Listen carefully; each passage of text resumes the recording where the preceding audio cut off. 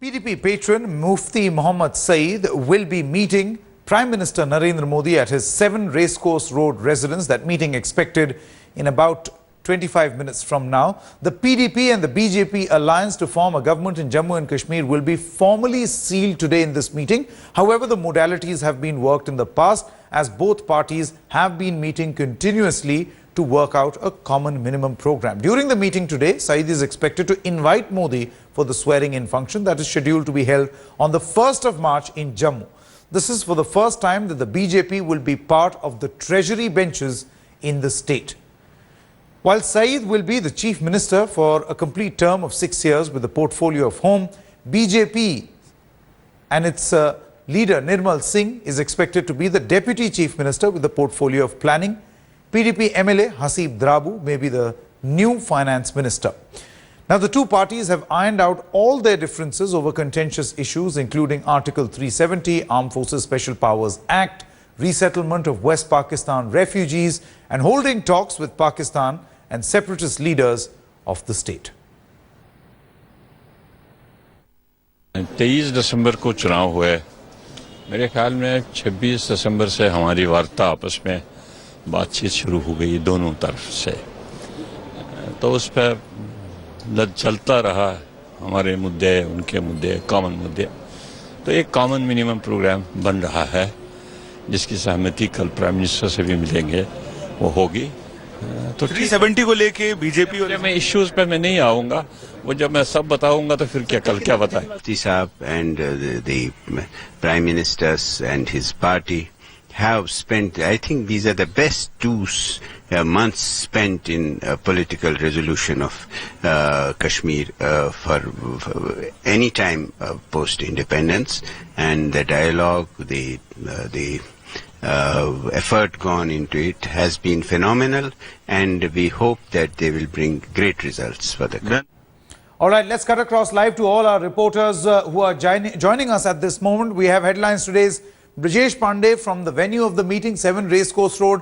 We have Shuja ul Haq joining us from Srinagar, the state which is actually going to see a new government after so many months of elections, and Smita Sharma joining us from Jammu and Kashmir House, where the PDP patron is actually there. I'll come across to you, Smita, first. Just tell us what time is Mufti Mohammad Saeed supposed to leave, because that meeting was supposed to be held at 9:30. He must be leaving any minute now.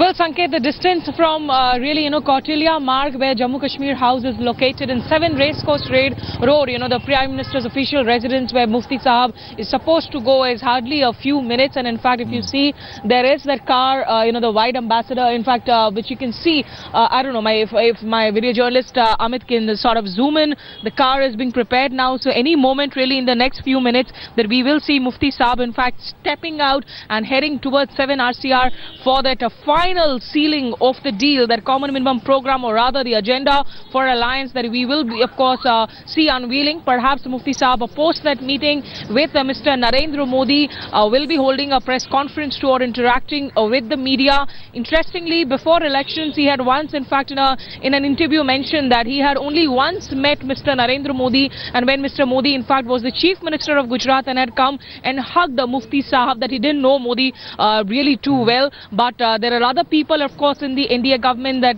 Mr. Mufti has always sort of been familiar with, the likes of, B.C. Khanduri or Arun Jaitley. But this is going to be a very, very interesting alliance and an experiment in the state of Jammu Kashmir, where for the first time, not just that the BJP will be occupying the treasury benches, but really this is a mainstreaming of the party in the state as well. Sanket?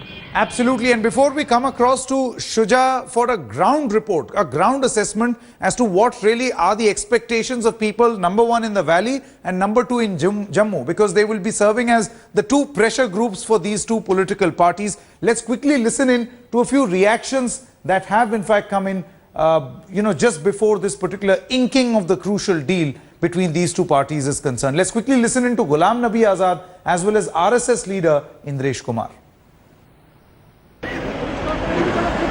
BJP जो भी करेगी सरकार बनाने के लिए, वो जम्मू कश्मीर और देश के हित में करेगी, हमें पूरा भरोसा है। सर, अब मदर टेरेसा पे भी एक मुझे नहीं मालूम है कि नैरो डाउन किस चीज़ पे हुआ, आर्टिकल 370 ने तो किसी ने खत्म करना नहीं था, उस बारे में तो कोई चर्चा ही नहीं हुई बीजेपी के और पीडीपी के बीच में, तो असली मुद्दा ही छोड़ गए। Now cut across to Brajesh Pandey, who joins us from the venue of the meeting. Now Brajesh, I don't know if you could hear what Ghulam Nabi Azad actually said. He said, what is the discussion that took place on Article 370? Because the BJP has taken a very, very clear position so far as Article 370 is concerned in the past. We know of their official position. Have they changed their position? Have they conceded ground? Sanket, all eyes are actually, everybody is very eagerly awaiting on the wordings of the common minimum program, because when it comes to either Article 370 or AFSPA, these two parties were poles apart. They had extremely diametrically opposite view and were extremely rigid. In fact, their political moorings were in the opposite fact. So everybody is keenly awaiting in the fact as to what kind of wording which has gone in either Article 370 or AFSPA. No, but what is your sense? Yes, they have. What is your sense internally in the BJP? Have they climbed down on their three strong positions: Uniform Civil Code, Article 370 and Armed Forces Special Powers Act? Has the BJP climbed down for the lure of government formation in the valley?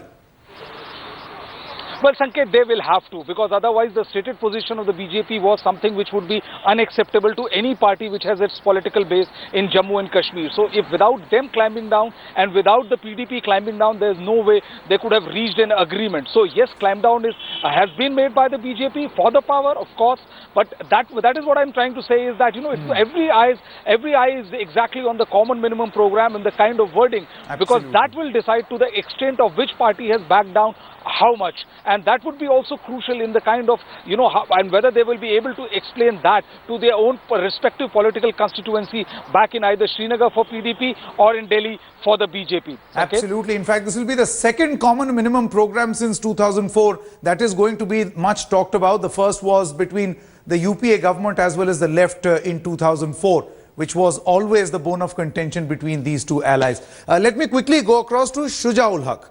Shuja, you're there on the ground. We were talking about these pressure groups for both these political parties. Really, the point that I was asking Brajesh Pandey, what really is the expectation or the mood from the ground, from the people? Do they really care about Armed Forces Special Powers Act, Article 370, Uniform Civil Code, or really the expectation is good governance? Delivery, making sure that the government mechanism works, is effective, especially in the light of that devastating floods. Absolutely. Sergey, that's a very important question. In fact, I can tell you that among the intelligentsia and the groups that sit around in Jammu and Kashmir, this talk is already doing the rounds. Look, both the parties have gone far away from their stated positions, and they have, in a sense, taken a huge risk. And at least I can tell you, for the PDP, it's an immense risk to join hands with a party like BJP, which so far has been seen as an untouchable for Jammu and Kashmir. And now that they've gone ahead and made an alliance, people are expecting that at least some spectacular performance can be, should be seen from this alliance. They've come together. Maybe this is something that they are, keeping in their bags and will come up with a bang. That's what the expectations on the ground is. For Kashmir, all of us know there are many issues which are very, very important, apart from just, the issues of development. The issues of human rights violation, the issues of how to deal with the current situation vis-a-vis conflict, the issues, as you rightly pointed out, that have cropped up because of the devastating floods that hit the Kashmir Valley in September last year. Also, similarly, there are issues in Jammu. Jammu has always felt divided when it comes to the entire scenario of Jammu and Kashmir. So clearly, there will be immense expectations from both sides, and as these two political parties have certainly taken a huge risk by joining hands, in a situation like this, the expectations would clearly be on its higher side when it comes to the people of Jammu and Kashmir.